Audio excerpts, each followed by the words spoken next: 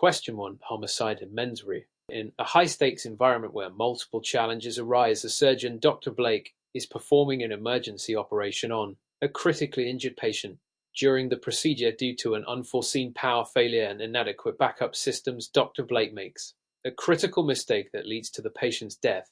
An investigation reveals that the hospital's management had repeatedly ignored safety recommendations regarding backup power. However, Dr. was aware of the risks and chose to proceed without confirming the power supply status. The prosecution charges Dr. Blake with involuntary manslaughter. Based on the elements of homicide, which of the following legal arguments best applies to Dr. Blake's case? A. Dr. Blake is guilty because his actions constitute reckless disregard for the patient's life, meeting the standard for involuntary manslaughter. B. Dr. Blake is guilty of second-degree murder because his knowledge of the risk makes it a case of depraved heart murder. C. Dr. Blake is not guilty because the hospital's negligence was the intervening cause, absolving him of legal responsibility. D. Dr. Blake is not guilty because the death, an avoidable accident, lacking both actus reus and mens rea. Answer: A. Dr. Blake is guilty because his actions constitute reckless disregard for the patient's life, meeting the standard for involuntary manslaughter. Explanation: involuntary manslaughter typically involves an unintentional killing resulting from reckless or criminally negligent behavior. Here, Dr. Blake was aware of the risks but chose to proceed without verifying the power situation, which satisfies the recklessness requirement. Why B is incorrect. Second-degree murder involves depraved heart conduct, actions showing extreme indifference to human life. Dr. Blake's actions, while negligent, do not rise to this level. Why C is incorrect. While hospital mismanagement contributed to the situation, it does not absolve Dr. Blake as he had an independent duty of care. Why D is incorrect. The act was not purely accidental. There was an element of recklessness in proceeding despite known risks. Relevant law. Model Penal Code SS 10.3.1a. Reckless homicide as manslaughter. Commonwealth v. Wolanski. Reckless disregard in involuntary manslaughter. Question 2.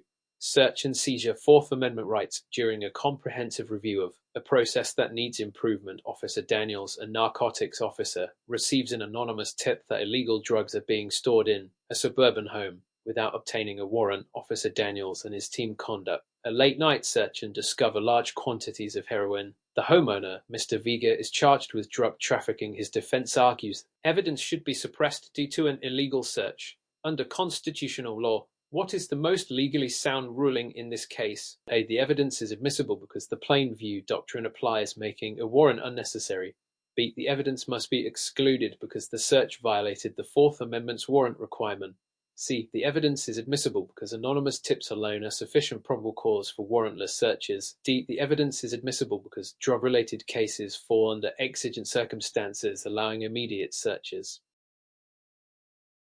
Answer: B. The evidence must be excluded because the search violated the Fourth Amendment's warrant requirement. Explanation: The Fourth Amendment requires that law enforcement obtain warrant before conducting search, barring few exceptions. None of those exceptions apply here. YA is incorrect. The plain view doctrine applies only when officers are lawfully present in location where they can see contraband. Since the entry itself was unlawful, this does not apply. YC is incorrect.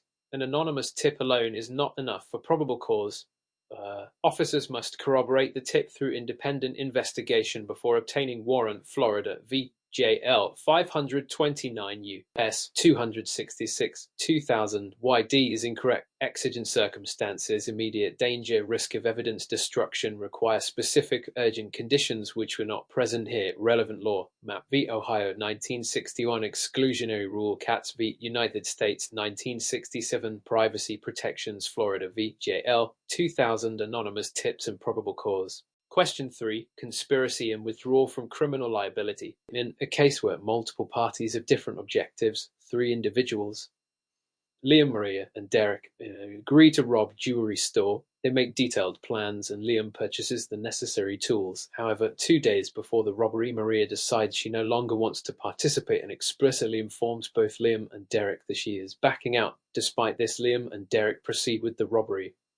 Maria is later arrested and with conspiracy. What is the best legal outcome based on conspiracy law? A. Maria is still guilty of conspiracy because the crime was ultimately carried out. B. Maria is not guilty because she withdrew before the act occurred, provided she took an affirmative step to thwart the crime. C. Maria is guilty because once an agreement is made, withdrawal is legally relevant. D. Maria is still guilty, but only if she initially committed an overt act toward the conspiracy.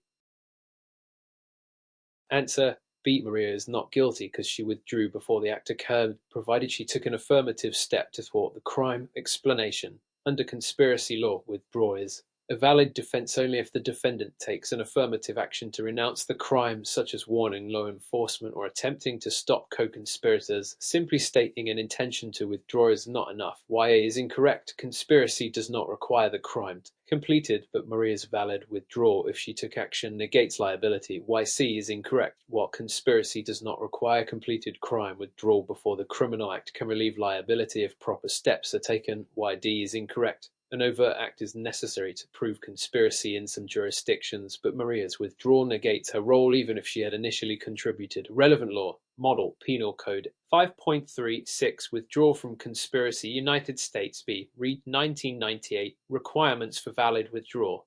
Question 4.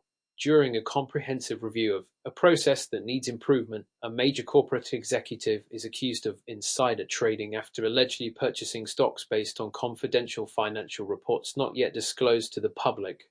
The prosecution must prove beyond a reasonable doubt that the executive knowingly acted with criminal intent mens rea while committing the actus reus, the act itself. The executive's defense are: he was unaware of the confidential nature of the reports, claiming he received the information from third party without realizing it was privileged under the Securities Exchange Act of 1934 and relevant case law. Which of the following is the best legal argument for the prosecution to establish guilt? A. The executive should be convicted because ignorance of the law is never valid defense in insider trading cases. B. The prosecution must prove that the executive knew the information was material and non-public when he made the trade. C. The prosecution only needs to establish that the executive traded stocks shortly before the information became public, regardless of intent. D. The executive cannot be convicted because he did not obtain the information through an illegal act. Answer: B. The prosecution must prove that the executive knew the information was material and non-public when he made the trade. Explanation: under Rule 10.5 of the Securities Exchange Act of 1934, insider trading occurs when a person trades a security while in possession of material, non-public information in breach of a fiduciary duty or other trust relationship. The prosecution must prove that the executive knew information was both material and non-public at the time of trading. Simply trading before the release of information, option C, is not sufficient to prove insider trading without intent. Similarly, option is incorrect because ignorance of the law is different from ignorance of material facts. Defendants must have knowledge of the privileged nature of the information. Option D is also incorrect because the source of the information is not the only determining factor. What matters is whether the defendant was aware that the information was privileged. Question 5. When improving a process that shows unexpected results, a forensic team is reviewing digital evidence related to a cybercrime case. The defendant is accused of hacking into a government database and altering classified information. The defense claims that the defendant's actions were not intentional, but rather the result of misconfigured automated script that executed commands without direct input from the defendant. Based on the requirements, criminal liability in cybercrime cases, what must the prosecution prove to establish guilt? A. That the defendant had the means to commit the act regardless of intent. B. That the defendant acted with the necessary intent to access and alter the data unlawfully. C. That the system was breached even if the defendant did not personally execute the script. D. That the defendant caused economic damage to the government regardless of how the breach occurred. Answer: B. That the defendant acted with the necessary intent to access and alter the data unlawfully. Explanation: under the Computer Fraud and Abuse Act, CFAR, unauthorized access to a protected computer system is a crime if it is done knowingly and intentionally. The prosecution must prove mens rea, meaning that the defendant acted with knowledge of what they were doing. Option is incorrect because merely having the means does not establish guilt without proving intent. Option C is incorrect because unauthorized access alone is not enough if intent cannot be proven. Option D is also incorrect because damage is not always a requirement for criminal conviction in hacking cases.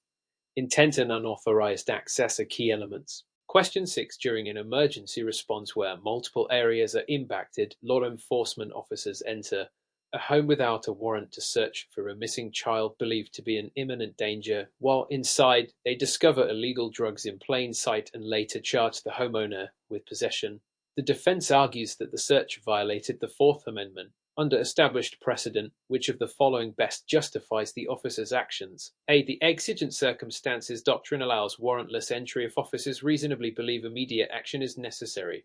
B. The plain view doctrine permits officers to seize evidence even if they unlawfully entered the premises. C. The officers should have obtained warrant, as searching for missing child is not sufficient emergency. D. The exclusionary rule requires suppression of all evidence found in home without warrant, regardless of circumstances. Answer A. The exigent circumstances doctrine allows warrantless entry if officers reasonably believe immediate action is necessary. Explanation. The exigent circumstances doctrine, recognized in Kentucky v. King 2011 and Brigham City v. Stewart 2006, allows law enforcement to enter a home without a warrant if they reasonably believe immediate action is necessary to prevent harm, destruction of evidence, or suspect escape. Option B is incorrect because the plain view doctrine only applies when officers are lawfully present. Option C is incorrect because courts have ruled that emergencies involving human life justify warrantless entry.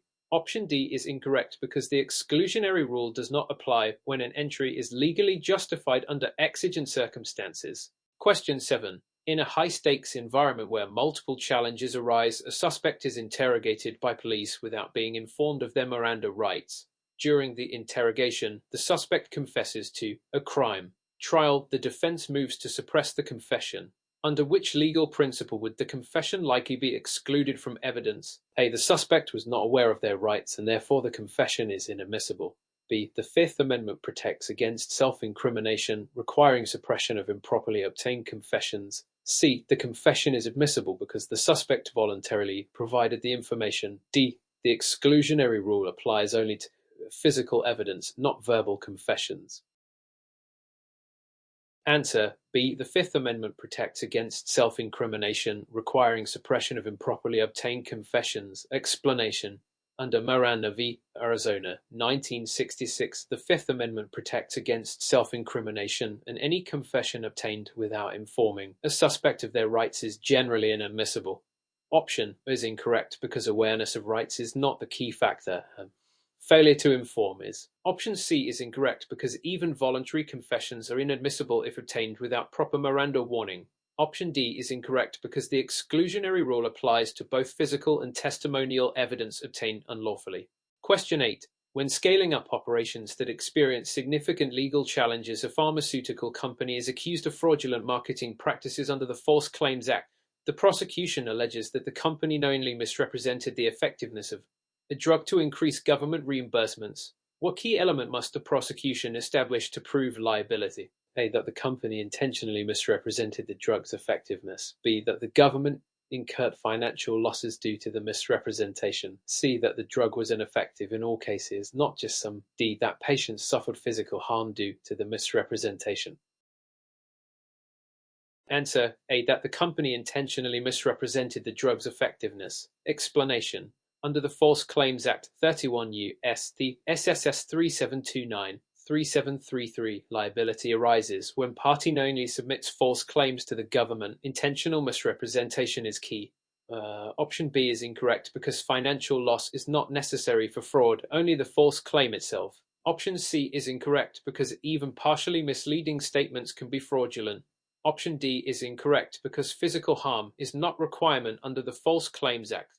Question 9. In a high-stakes environment where multiple challenges require quick adaptation, a financial services firm is accused of violating anti-money laundering regulations after failing to report suspicious transactions linked to illicit activity. The defense claims that the transactions were overlooked due to a software failure rather than willful negligence. To establish liability under the Bank Secrecy Act, the prosecution must prove which of the following: A. That the firm's compliance team had actual knowledge of the suspicious transactions and intentionally ignored them. B. That the firm's policies were ineffective, leading to failure to detect or report the suspicious activity. C. That the financial institution's executives personally engaged in money laundering. D. That the government suffered direct financial losses due to the firm's oversight. Answer: B. That the firm's policies were ineffective, leading to failure to detect or report the suspicious activity. Explanation: under the Bank Secrecy Act (BSA) and related EMA regulations, financial institutions are required to establish effective compliance programs to detect and report suspicious activities. Liability can arise even if there was no intent to facilitate money laundering, as long as compliance failures led to unreported transactions. Option is incorrect because actual knowledge is not always required. Option C is incorrect because executives do not have to engage in money laundering to be held liable. Option D is incorrect because financial loss to the government is not a necessary element of liability under EMO regulations. Question 10. During an emergency response where multiple areas are impacted, a private security contractor uses excessive force while assisting law enforcement during a riot resulting in civilian injuries. The victims file a lawsuit arguing that the contractor should be held liable under constitutional law. Under what circumstances could the contractor be considered a state actor and thus subject to liability under 42 U.S.C. SS 1983 A. If the contractor was acting under the direct supervision of law enforcement at the time of the incident. B. If the contractor was paid with public funds regardless of operational independence. C. If the contractor had prior history of using excessive force in other situations. D. If the victims could not have reasonably distinguished between law enforcement officers and the contractor. Answer: A. If the contractor was acting under the direct supervision of law enforcement at the time of the incident. Explanation: under 42 U.S.C. SS 1983, private entity can be considered state actor if it performs functions traditionally exclusive to the state or operates under significant state control. In Brentwood Academy v. Tennessee Secondary School Athletic Association, 2001, the Supreme Court ruled that close coordination with government entities could make private party liable under constitutional claims. Option B is incorrect because funding alone does not establish state action. Option C is irrelevant since liability depends on the specific incident, not past behavior. Option D is incorrect because public perception alone does not determine state action. Question 11. When implementing new protocols in a shared environment where legal risks are high, a company's department enforces new data retention policy requiring employees to delete all messages older than 90 days. However, government investigation later reveals that this policy led to the destruction of evidence relevant to an ongoing fraud case. Under federal law, what key factor will determine whether the company can be held liable for obstruction of justice? A. Whether the deletion policy was designed specifically to hinder the investigation. B. Whether any employees personally benefited from the deletion of records. C. Whether the company consulted legal counsel before implementing the policy. D. Whether any recovered messages still provided sufficient evidence for the investigation. Answer: A. Whether the deletion policy was designed specifically to hinder the investigation. Explanation: under 18 U.S.C. SS 1519 Sarbanes-Oxley Act, document destruction is criminal if done with intent to obstruct an investigation. Option B is incorrect because personal benefit is not required for obstruction charges. Option C is incorrect because consulting legal counsel does not automatically absolve company if intent to obstruct is proven. Option D is incorrect because the existence of other evidence does not negate the crime of obstruction. Question 12. In a scenario where efficiency decreases across multiple departments, a hospital is sued for medical malpractice after a patient receives incorrect treatment due to a mix-up in electronic health records error. The defense argues that the error resulted from an unavoidable software malfunction. Which legal principle will be most relevant in determining the hospital's liability? A. The hospital's duty of care includes ensuring the accuracy of its error system. B. The software vendor should bear sole responsibility for the error. C. The hospital can only be held liable if negligence by an individual employee is proven. D. The patient's condition prior to the error will determine whether damages are awarded. Answer: A. The hospital's duty of care includes ensuring the accuracy of its error system. Explanation: under medical malpractice law, healthcare providers have duty of care to ensure accurate record keeping. Courts have ruled that hospitals can be liable for system-wide errors if they fail to ensure proper safeguards and quality control. Option B is incorrect because hospitals cannot shift liability entirely to software vendors. Option C is incorrect because systemic failures can also constitute negligence. Option D is incorrect because the patient's pre-existing condition does not negate liability if negligence occurred. Question 13. In an environment where different components must interact efficiently to ensure compliance, a multinational corporation faces allegations of violating anti-bribery laws after an overseas subsidiary provided lavish gifts to government officials. The parent company claims that the subsidiary acted independently. Under the Foreign Corrupt Practices Act (FEPA), what factor is most relevant in determining the parent company's liability? A. Whether the parent company exercised sufficient control over the subsidiary's operations.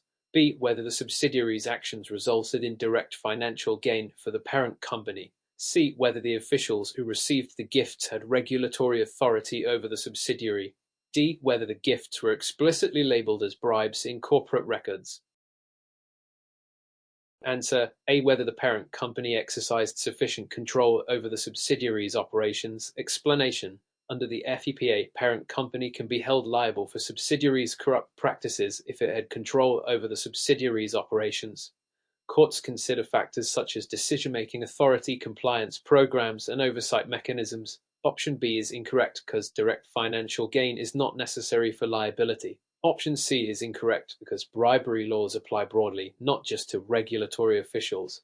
Option D is incorrect because labeling does not determine legal liability. Question 14. During a major transformation where existing methods are being restructured, a tech firm introduces a remote work policy that inadvertently results in wage and hour violations under the Fair Labor Standards Act (FLSA). Employees claim they were not compensated for overtime because they worked beyond regular hours from home.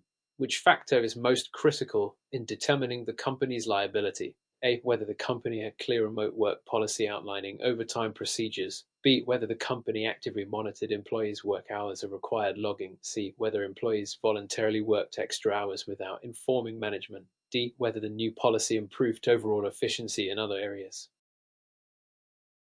Answer: B. Whether the company actively monitored employees' work hours and required logging. Explanation: under the FLSA, employers must compensate employees for all hours worked, including overtime, regardless of location.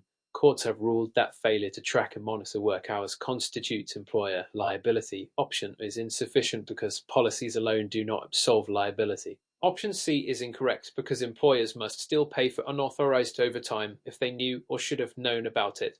Option D is irrelevant to wage and hour violations. Question 15. When scaling up operations that experience significant compliance challenges, a pharmaceutical company accelerates clinical trials for a new drug. A whistleblower alleges that the company manipulated data to obtain FDA approval faster. Under the False Claims Act, what must the government prove to establish liability? A. That the company knowingly submitted false data to the FDA. B. That the drug ultimately caused harm to patients. C. That competitors were disadvantaged by the company's actions. D. That the company acted in good faith when submitting its data. Answer: A. That the company knowingly submitted false data to the FDA. Explanation: under the False Claims Act, liability arises when a company knowingly submits false or misleading information to the government. Harm to patients. Option B is not required for fraud charges. Option C is irrelevant because the focus is on fraud against the government. Option D is incorrect because acting in good faith does not excuse intentional misrepresentation. Question 16. In a multi-location scenario where consistency requirements must be maintained, a logistics company faces penalties for misclassifying workers as independent contractors instead of employees. Which legal principle will most likely determine the outcome of the case? A. The degree of control the company exercises over workers' tasks and schedules. B. The number of years workers have provided services to the company. C. The percentage of income workers earn from the company. D. The workers' personal preference in classification. Answer: A. The degree of control the company exercises over workers' tasks and schedules. Explanation: under federal and state employment laws, worker classification depends primarily on the degree of control the company exercises over workers. If a company dictates schedules, work methods, and performance reviews, the workers are likely employees, not independent contractors. Option B is incorrect because duration alone does not determine classification. Option C is relevant but not the main factor. Option D is incorrect because classification is determined by law, not personal preference. Question 17. When developing a solution that must address opposing needs between privacy and security, a social media platform implements an automated content moderation system. Users later sue the company, claiming that the system unfairly censors certain viewpoints. What legal standard will courts likely apply to assess the platform's liability? A. Whether the platform's moderation policies are neutral and consistently enforced. B. Whether the platform receives government funding for content moderation. C. Whether the users had pre-existing agreements preventing content removal. D. Whether alternative platforms exist where affected users can express themselves. Answer: A. Whether the platform's moderation policies are neutral and consistently enforced. Explanation: Private platforms are not bound by First Amendment free speech protections but must follow their own terms of service fairly. Courts examine neutral enforcement of policies when determining liability. Option B is incorrect because private companies do not become state actors simply by receiving government funding. Option C is incorrect unless contract was violated. Option D is irrelevant to whether platform engaged in wrongful censorship. Question 18. During an emergency response where multiple areas are impacted, a construction company is sued after an incomplete building collapses during a hurricane, injuring workers. The company claims the hurricane was an act of God. Under what circumstances might the company still be held liable? A. If the building's foundation was not designed to withstand foreseeable storm conditions. B. If the workers were given proper safety gear but still suffered injuries. C. If the hurricane exceeded the expected severity for the area. D. If the company provided insurance coverage for disaster-related incidents. Answer: A. If the building's foundation was not designed to withstand foreseeable storm conditions. Explanation: The act of God defense applies only if the event was completely unforeseeable and the company took all reasonable precautions. If the company failed to construct storm-resistant foundation, it can still be held liable. Option B does not address structural integrity.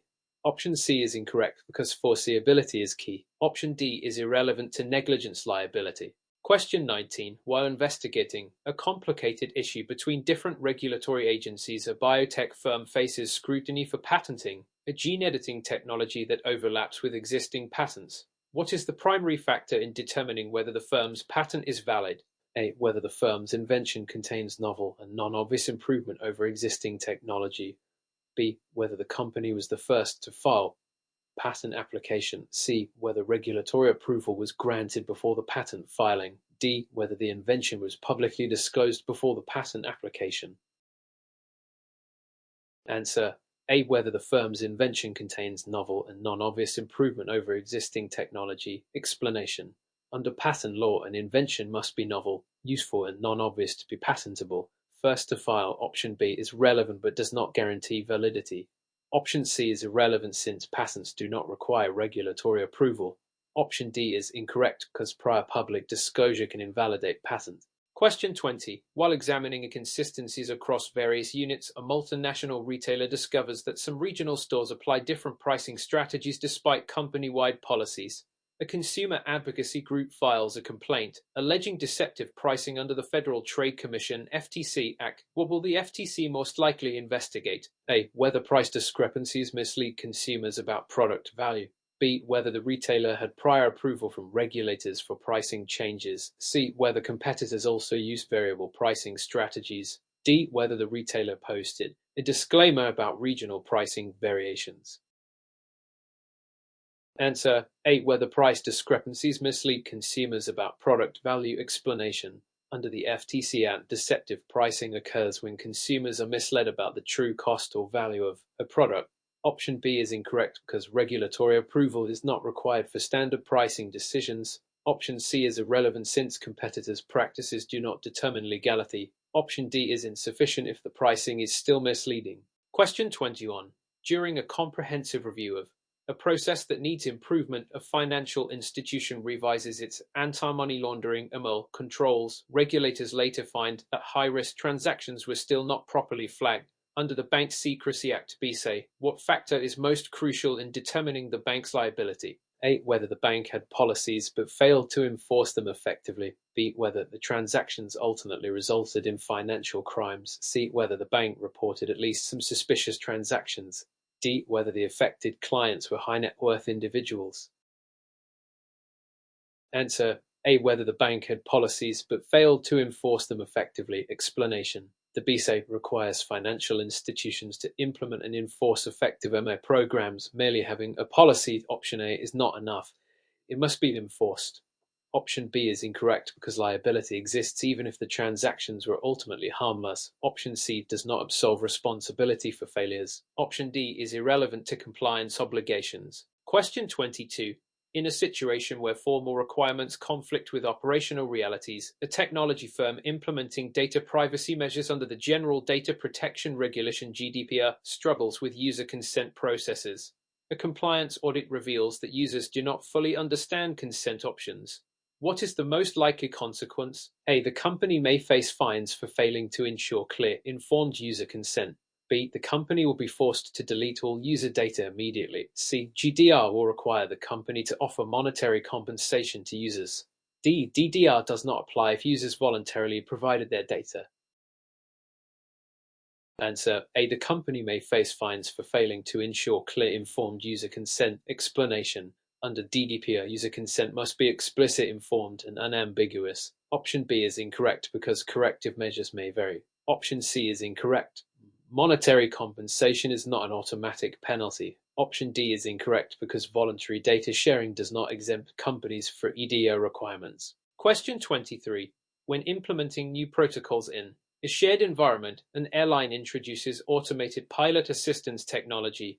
After an incident, pilots claim that automation errors caused incorrect altitude adjustments. Under aviation liability laws, what will be most critical in determining the airline's responsibility? A. Whether the airline provided proper training on the new system. B. Whether similar technology is used by other airlines. C. Whether the pilots could have manually overridden the automation. D. Whether the aircraft manufacturer recommended the system. Answer A. Whether the airline provided proper training on the new system. Explanation. Airlines are responsible for ensuring pilots are adequately trained on new technology. Option B is irrelevant to liability. Option C may be considered, but inadequate training can still lead to liability. Option D is incorrect because manufacturers do not determine an airline's duty of care. Question 24. In a high-stakes environment where multiple challenges arise simultaneously, a hospital faces a lawsuit after an emergency room patient receives a misdiagnosis due to staff shortages. What factor will most likely determine whether the hospital is liable for medical malpractice? A. Whether the hospital's staffing levels met legal requirements. B. Whether the misdiagnosis directly caused harm to the patient. C. Whether other hospitals faced similar staffing shortages. D. Whether the misdiagnosis was eventually corrected. Answer B. Whether the misdiagnosis directly caused harm to the patient. Explanation. For a medical malpractice claim, the plaintiff must prove negligence caused harm. Option is relevant but not determinative. Option C is incorrect because industry trends do not excuse negligence. Option D is incorrect because correcting an error does not erase prior harm. Question 25. When improving a process that shows unexpected results, a manufacturer automates quality control inspections but later discovers an increase in defective products. Customers file a lawsuit under product liability laws. What is the most relevant legal issue? A. Whether automation reduced other operational errors. B. Whether defects were foreseeable and preventable. C. Whether customers were given refunds for defective products. D. Whether competitors used similar automated processes. Answer B. Whether defects were foreseeable and preventable. Explanation. Under product liability laws, manufacturers must prevent foreseeable defects. Option is irrelevant to liability. Option C does not eliminate responsibility. Option D does not determine whether defects were preventable. Question 26.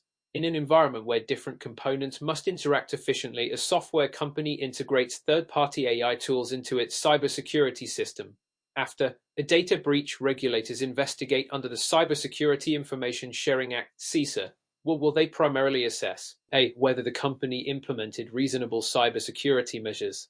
B. Whether the AI tool provider assumed legal responsibility. C. Whether affected customers had cybersecurity insurance. D. Whether other firms suffered similar breaches. Answer A. Whether the company implemented reasonable cybersecurity measures. Explanation.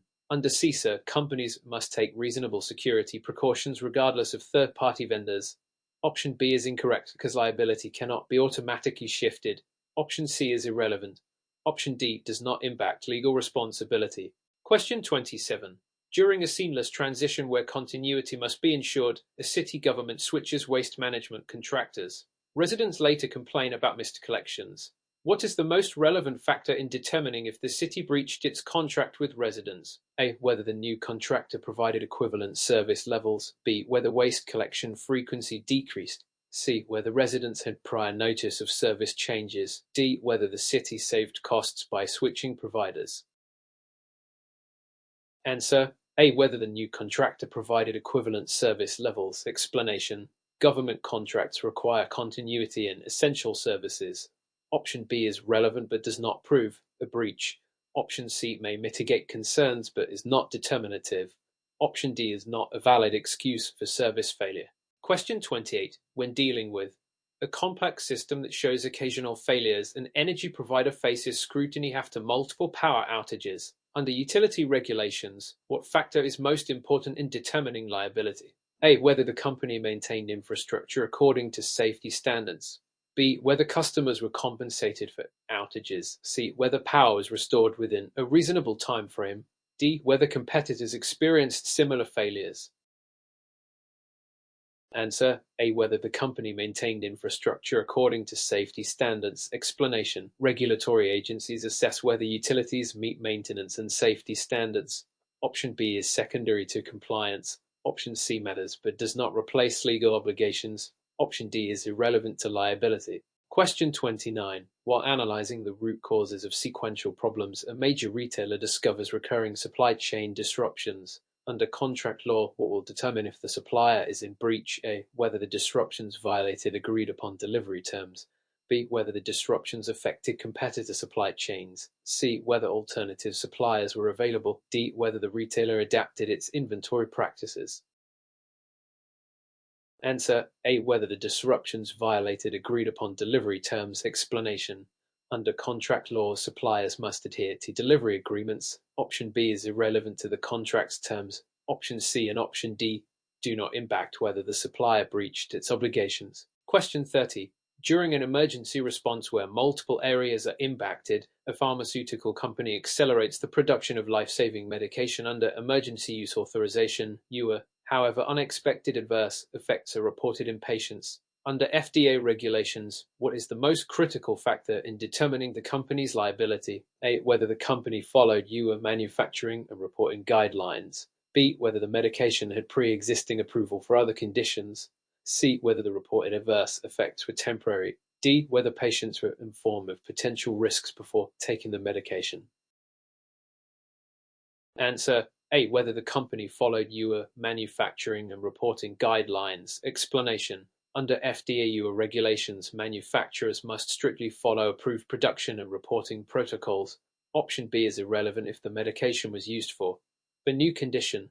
Option C does not eliminate liability for harm. Option D matters but does not override the requirement for regulatory compliance.